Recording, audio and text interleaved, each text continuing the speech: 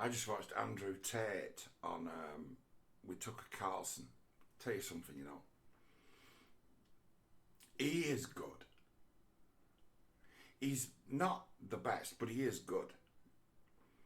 The best was John McAfee. He was the best psycho, narcissist, narrative controlling madman.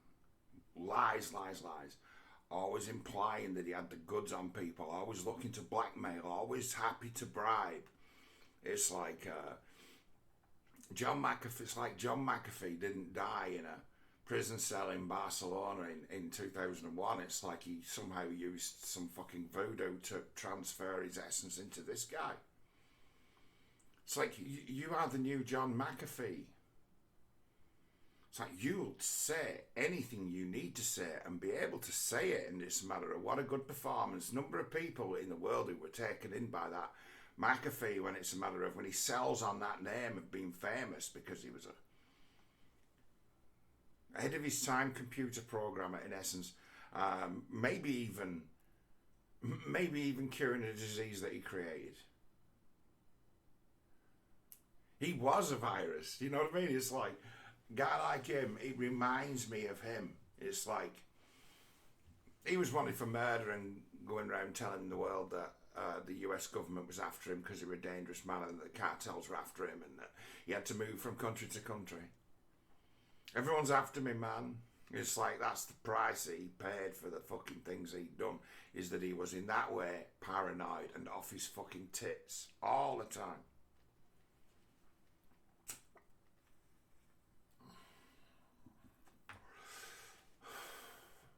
And I see this guy Tate. I got nothing personal against him, you know. He's never fucked with me. So it's like I can watch and observe and I can be like, hey man, you are a pimp. It's like you likely paying a high price, but it's like, Johnny Collins, I ain't got a problem with you personally. But it's a matter of there's higher powers that do have a problem with you and they're like desperately trying to contact you from your end. And it's a matter of, well, kind of allied to those, it's like I ain't got anything personal against the guy. I look at that guy and see the value because I have a different set of skills. See the value is to say, he's a fucking good pimp, that one.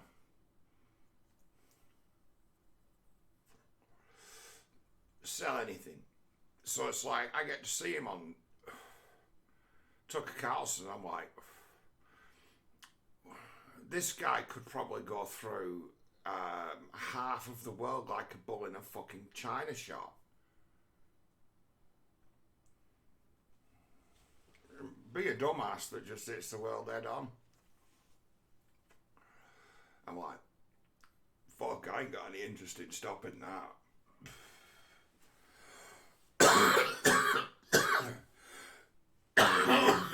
Excuse me.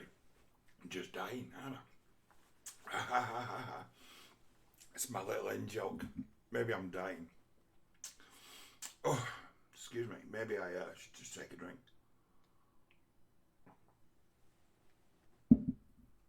Oh, that's better.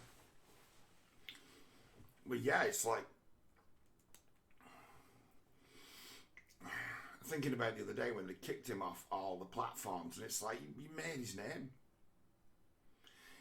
There's another way of looking at that as to say, hey, you validated me. And it's definitely the way he's taken it.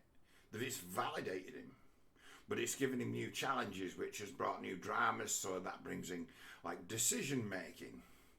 And it could be said that a guy like him would be making decisions by committee. Talk about individualism, but you know, be making decisions by committee, and only the option of doubling down. So the double down, which is the obvious outcome, it's like, well, which way do you double down? And you double down, boom. Oh, I'm speaking for the young guys. So he someone put it to me the other day that Andrew Tate reminds him of my old pal Davis Arini, and it's like, well, yeah, he does, but it's like Davis is a performer. Like they used to said that in the court, they said that Alex Jones technically a performer. It's performance, it's entertainment. Well, Davis was like that. Davis wasn't spontaneous. Davis used to write what he then delivered, and he's good at reading. He's good at reading. He can act a bit. You know, he can deliver that performance of what he wants to say. So when he used to do like monologue videos, they'd think that he were freewheeling brilliantly, like, you know, I freewheel, but far from brilliant. Sometimes good, sometimes great, but freewheel.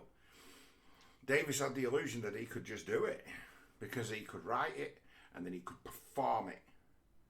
And people come to me and say, the way he's talking these days, he reminds me of how Davis used to talk. And it's like, yes, of course, because it's performance.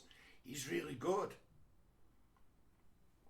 You're seeing the hallmarks of what was an acting performance. It's like that guy first brought to my attention, went looking at his web assets and what he'd been doing online for, say, like nearly 3 years ago, and he wasn't putting out the message that he's putting out now. He was playing a different game entirely. He just fell in with certain folks and basically found their audience. It's like field, an area where I found myself sort of occupying. I know a few people still who don't do it, who are not really that active on YouTube, and they knew that's what their audience were when they were still around, like Matthew, Varney and the like. They know that's who their audience is. They address their audience. Like Aaron Clary is a good one. He addresses his audience knowing that most of the people who listen to him are between 18 and 25 or even younger.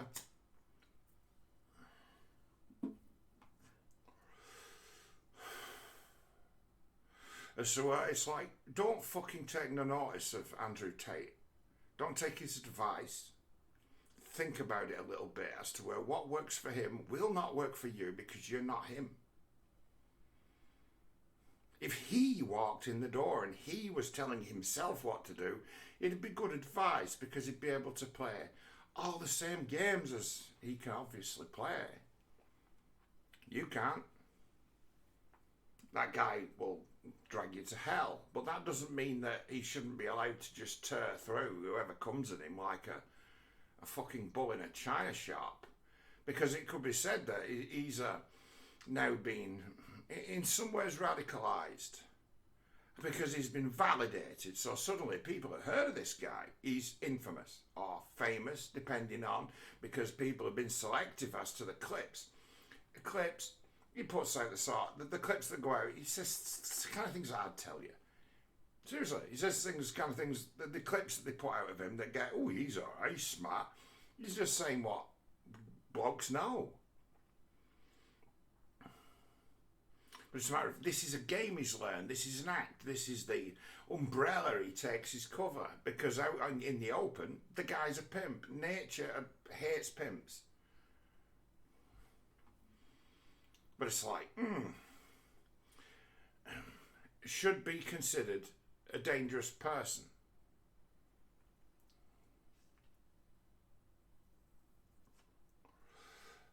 I mean, so let him go and fight his own wars, because you can't stop him. You can't. No one's stopping that guy doing what he wants. He's got fuck you money. He can do what he wants, right? And he's going to face the repercussions of his actions. I'm like, take no fucking notice of what he's trying to tell you to do with your own life to sort yourself out, right? Take no notice of that cunt. But hey, just watch him go on a tear through a load of people. Watch him go on a tear. See how far he gets.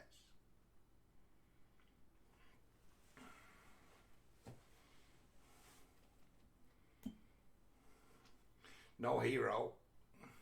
He's someone who's been backed into a corner and doubled down into a situation as to where the situation's changed and the most irritating forces in the world have decided to attack him. So it's a matter of he's able to Judas goat all the biggest cunts on the left, all the ones you'd want to see out in the open. He can draw them out. He can draw them out. The forces of cancellation, the horrible fucking Guardian, the horrible BBC, the horrible CNN, the horrible fucking Twitter mob, the horrible blue check marks, they all want this guy silenced. But they're happy, right, enough when someone's been kicked off social media, because then they can then pretend they no longer exist. But the thing is, that turd won't flush because you can't hurt his revenue as much as you'd like to. So it's like, well done, you really did poke there. I'm not saying I'm not a player in this. I'm a fucking guy who looks in from the outside and says, hey, see that guy? He's a fucking evil, manipulative pimp, a dangerous person. And I'm like, don't take no notice of him. And this is what he's got to come, right? It's obvious. And then suddenly, the forces, the cunt forces of the world, non-serious in the minds, but fanatics, have all decided to make an enemy of him. The same sort of people who like good Tommy Robinson kicked off the internet, those people, they've gone after this guy. And it's like, this guy's a measure more creative and ruthless and useful and, let's say, capable of a lot more than the last guy you mess with, who's in essence a little guy who's gobshite. So this one's a bit more than a gobshite. So it's like, you've picked a fucking wrong one to go. Idiots on the left, validating him and then declaring him your enemy. You've picked a fucking right old fight there. It's funny to look at. It's funny. It's in some ways it's hilarious as to we're right. It's like, I weighed this guy up a couple of years since, just from fresh. Name drop to me. Have you ever heard of this guy? And then, oh, let's keep an eye on this one. Let's keep tabs on this one, because it looks like this one's like a criminal rogue who's trying to go straight and mainstream as something. Doesn't matter what it is. But he thinks he can really play a bit and get away with it. And pretty much knows that there's no one going to stop him.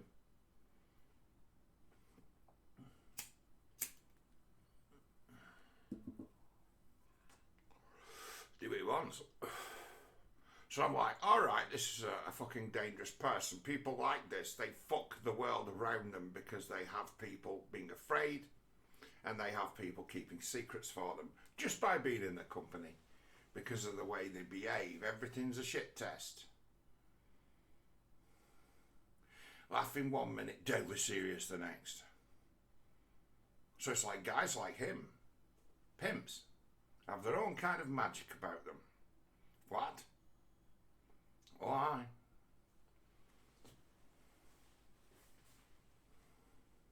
Fear.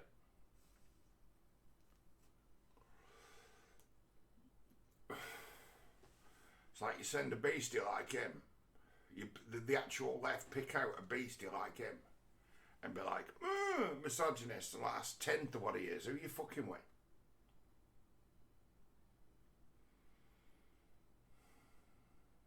That's a tenth of what he is. Who are you fucking with? People around him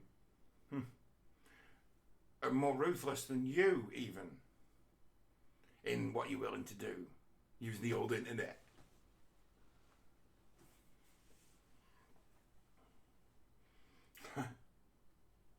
Like, did they want a war? It's like, I thought that mobilised that inner circle of people who've been paying to be in that man's social network, paying money to join it, at this moment in time might feel themselves even legion, as to say, oh, we're on here.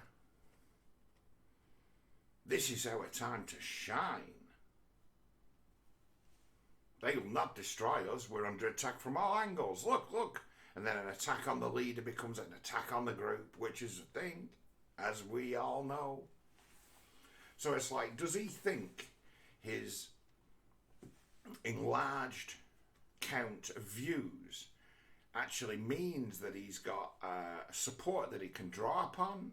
Well, nothing like as much as he thinks, but what he does draw upon might be a set of fucking dangerous cunts who might just nicely jump on a bandwagon and then be throwing around this innocent man, and then it's like, well, it's a straw man, because really, you know, all they have to do is have the guts to tell such a sordid tale, and it's like any decent journalist, if they were worth anything at all, could annihilate this fellow, bring forward witnesses, bring forward all nature of sources as to say, this guy really should be in prison. It's like he's someone who treads a fine line with where he's seen, because there's probably warrants out for him, and if there isn't, there would be if he knew where he was. It's like he's playing the John McAfee game already. It's like he's the same guy. It's like once upon a time, John McAfee ran across this guy and says, right, this is how it works. You tell them what the world is. You make the fucking narrative. You say it. You set the style. You control the situation. You start every conversation with, hi, my name's John McAfee. You might have heard of me. You control the narrative. Really, it's only like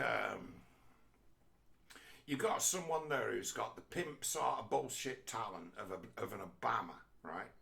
But he hasn't emerged in the Democrat movement. He's in it for himself.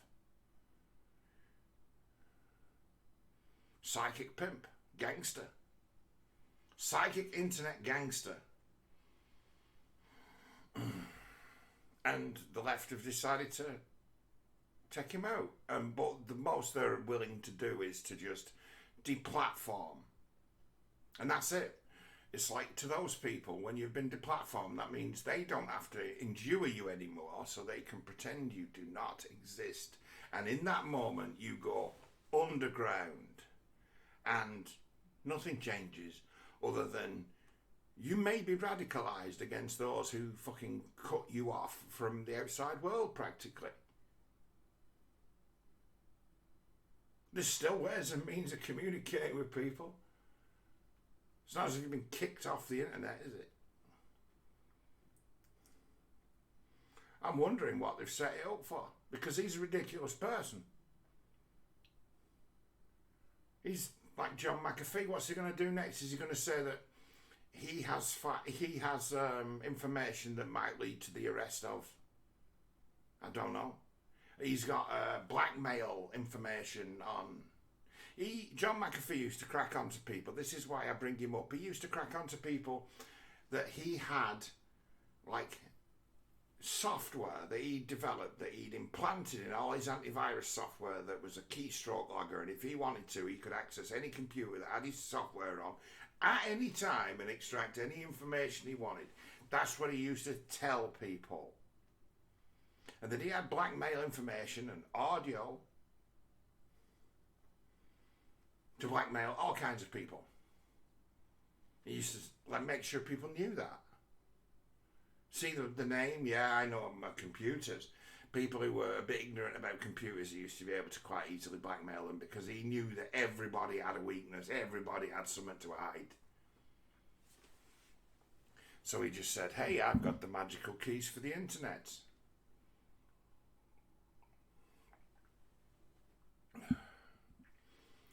In his case, a grand narrative he had to project in order to deflect that he was wanted for murder.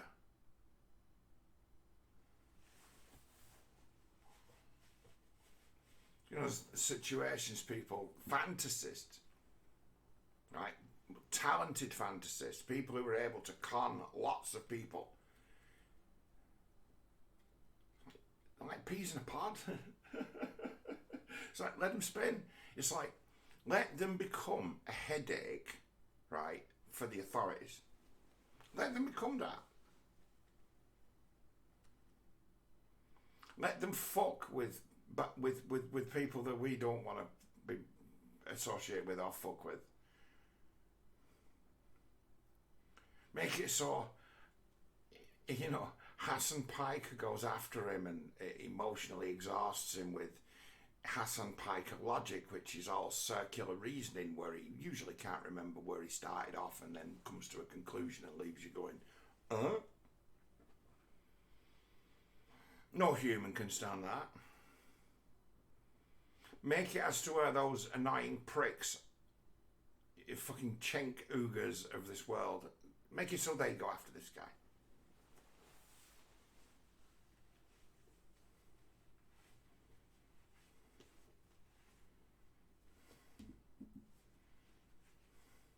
It's like, what a fucking brilliant Judas score. I'm saying the fact these people hate this guy and he's got the ability to endlessly provoke them, and they can't stop him. They can't cut off his money supply.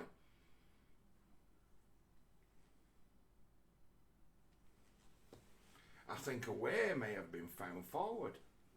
I'm just saying, a way may have been found forward. And I wonder if negotiations might have taken place, because this guy is fucked up. And you know, fucked up is the world of make-believe. In the world of make-believe, you've got a real problem with imaginary enemies.